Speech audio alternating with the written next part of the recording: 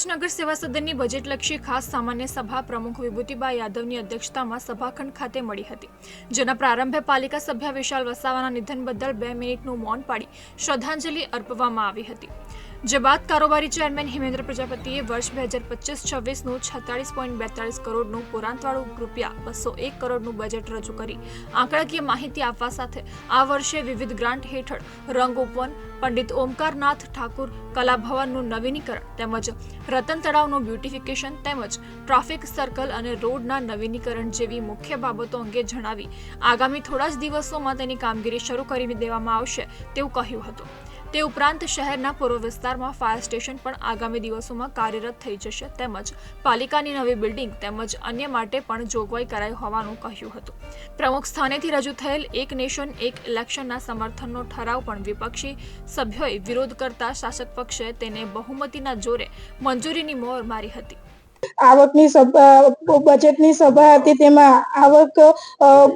206.37 કરોડ હતી, જાવક 159.54 કરોડની હતી અને 46.72 કરોડનું પુરાંતવાળું બજેટ રજૂ કરવામાં આવ્યું હતું અને એ સર્વના મતે મંજૂર થયું છે। અને રહી વાત કામોની, તો અનેકો ભરૂચ શહેરના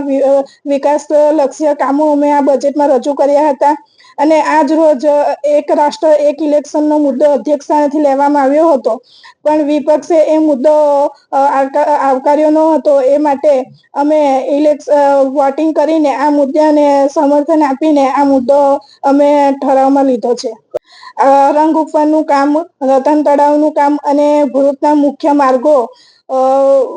મોટા જે મુખ્ય માર્ગો છે, નગરપાલિકાની ઓફિસનું કામ વગેરે કામો આપણે બજેટમાં લેવામાં આવ્યા છે।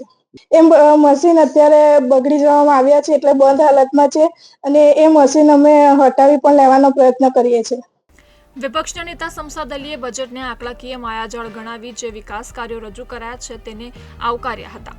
પણ તેઓ દ્વારા લિખિતમાં 8 જેટલા મુદ્દા બજેટમાં સમાવેશ કરવા રજૂઆત કરવામાં આવી હોવા છતાં માત્ર ફાટા તળાવ ખાતે પે એન્ડ પાર્કની સુવિધાનો સમાવેશ કરાયો છે, પણ ટ્રાફિકના નિવારણ માટે હોકર્સ ઝોન, રખડતા ઢોરોની સમસ્યા તેમજ ભરૂચની ઓળખ એવી અને ધરતીકંપમાં ધરાશાયી થયેલ વિક્ટોરિયા ટાવરના પુનઃનિર્માણ, પશ્ચિમ વિસ્તારમાં ફાયર સ્ટેશન,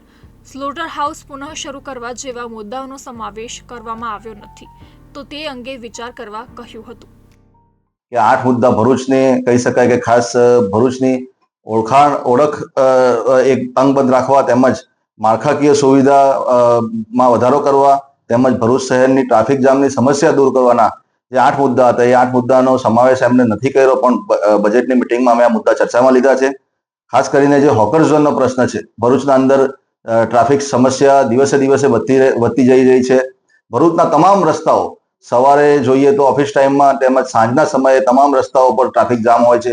ભરૂચના અંદર જે રીતે લારી ગલ્લાવાળાને હટાવવામાં આવી રહ્યા છે રોડના ઉપરથી, પણ લારી ગલ્લા હટાવીને જે રીતે એમને જગ્યા પૂરી પાડવામાં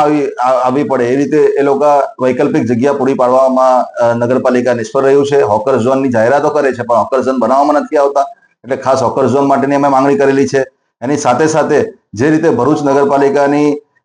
જગ્યા પર પે એન્ડ પાર્કિંગ ઊભું કરવા માટેની જે અમે ગયા બોર્ડમાં પણ રજૂઆત કરેલી હતી, આજે પણ લેખિતમાં આપેલું હતું, એમાં ફાટા તળાવની જગ્યાના ઉપર પે એન્ડ પાર્કિંગ એમણે મંજૂર કરેલું છે, અમે આવકારીએ છીએ। ખાસ એમની સાથે સાથે જે રીતે મુખ્ય રસ્તાના ઉપર રખડતા ઢોરોનો ખૂબ ત્રાસ છે, એના લીધે અકસ્માતો તેમજ અગાઉના કહી શકાય કે વર્ષો પહેલા મૃત્યુ પણ થયા છે। એટલે